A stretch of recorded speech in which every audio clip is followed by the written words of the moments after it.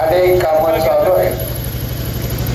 3 मोठी shopping centre चालू आहेत. गोळारी गटारचं काम चालू आहे. महाराष्ट्रात सर्वात देखणी आणि सुसज्ज अशी इमारत 25 कोटी रुपये खर्चाची नगरपालिकेच्या इमारतीचं काम चालू आहे. बायपासला 10 कोटीचा सिमेंट कॉन्क्रीटचा रोड दिला. रेल्वेच्या रुळाच्या पलीकडे 18 कोटी रुपयाची विविध वेगवेगळ्या समाजाला कोट 1.5 कोटी 2 कोटी रुपये अशा मोठ्या खर्चाचे समाज मंदिर मंजूर करून पैसे घेऊन आलो. महामानव डॉक्टर बाबासाहेब आंबेडकरांच्या पुतळ्याचं आपण सुशोभीकरण 2 कोटी रुपये खर्चून केलं गेलं. आज आपण शिवछत्रपतीची शिवसृष्टीसाठी 2 कोटी रुपये मंजूर आहे. ईदगाह आपण नमाज पडण्यासाठी तिथं दर्गा चांगला ईदगाह बांधला. सांगण्यासारखी अनेक छोटी मोठी कामं आहेत. परंतु ज्यांना कधीही काम करता आलं नाही ते मात्र माझ्यावर नावं ठेवले. आता मी आमदारकीला पडलोय, माझा पराभव झाला तरी म्हणते रस्त्यावर धूळ आहे. 1 वर्ष झाली आमदार निवडून आलाय. जयकुमार गोरे 1 वर्ष झालं पालकमंत्री. आमदार बाबासाहेब देशमुख, पालकमंत्री जयकुमार गोरे. रस्त्याचं काम आपण केलं पाहिजे मला सांगतात, पण निवडूनच कशाला आला? माझी मला निवडून येऊ द्यायचं होतं. पुढच्या वेळी अडकवताय का दोघं तुम्ही कामं मला सांगताय काय? तुमचा दोघांचा हमाभिमान बी आहे का? चाकरीला घडीबिडी मला करताय.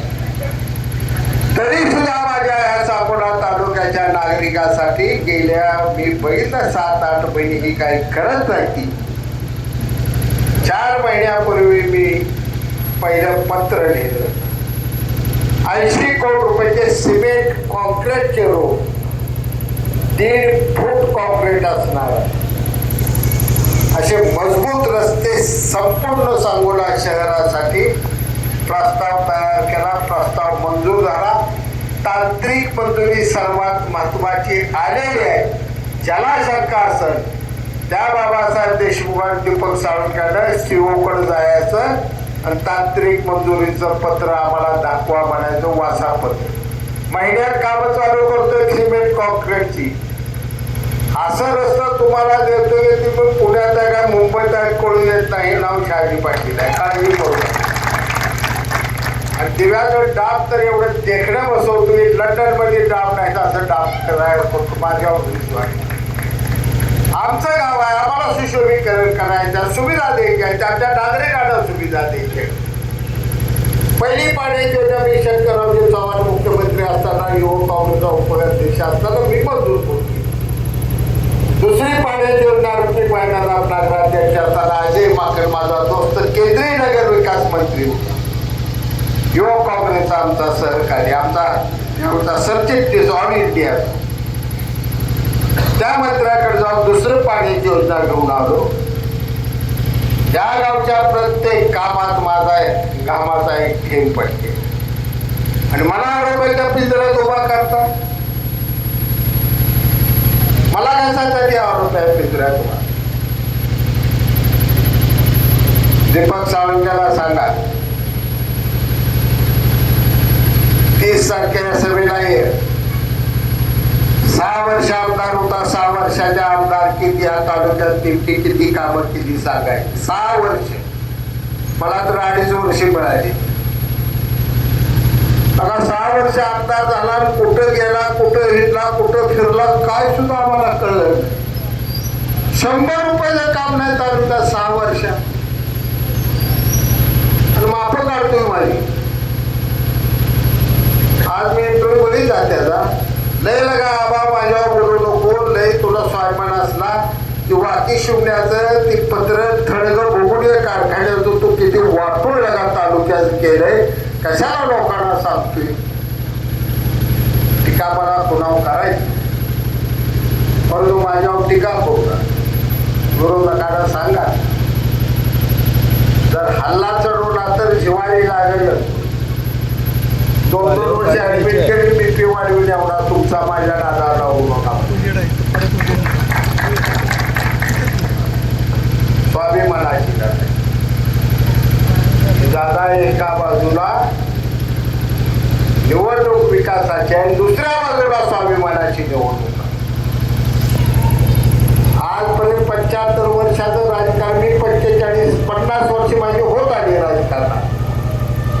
आबासाहेबांचे 75 वर्ष राजकारणात गेली. आज या ठिकाणी कुठेही तुम्हाला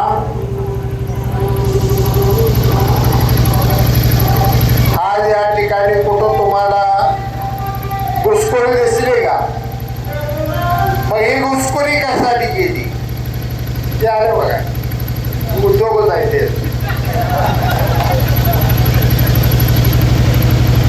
का परगावचा इथं नगरसेवकाचा उमेदवार परगावचा माणूस ठरव. इंटरव्ह्यू पालकमंत्री गेला मिळून आली. 40-42 वय, आमचं 70 वर्ष वय. आमचा मान पान राग काय तर आमच्या मी इंटरव्ह्यू घेतले असते. आणि राजकारणाची राजधानी कुठली झाली? बाळासाहेब हिरडीराबाद. आता दीपक आबा बी नाही, शहाजी बापू बी नाही, ती बाळासाहेब केदार बी नाही, ती बाबासाहेब देशमुख बी नाही. नवल घर कुठलं काढलंय तिथं आहे पैसे तिकडे चांगले जरा दिसत.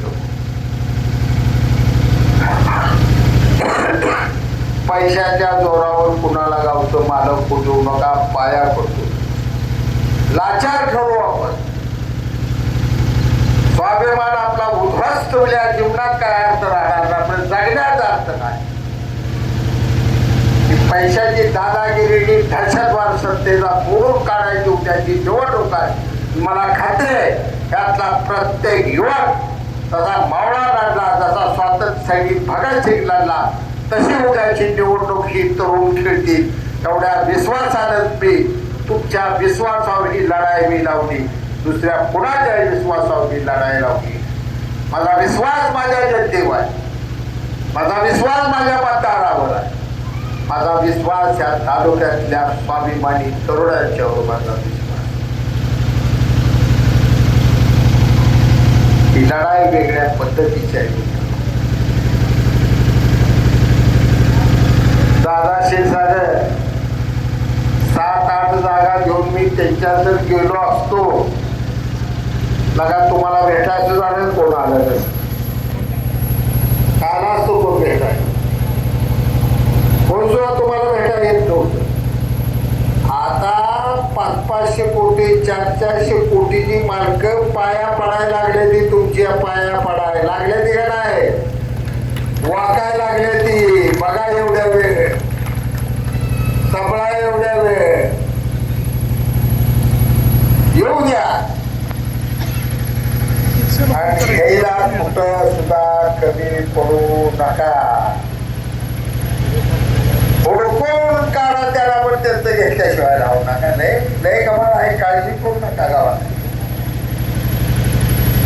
पण मत स्वाभिमानाला, मत सांगोनाच्या विकासाला एवढं प्लेन वाक्य लक्षात ठेवा. जय हिंद, जय महाराज.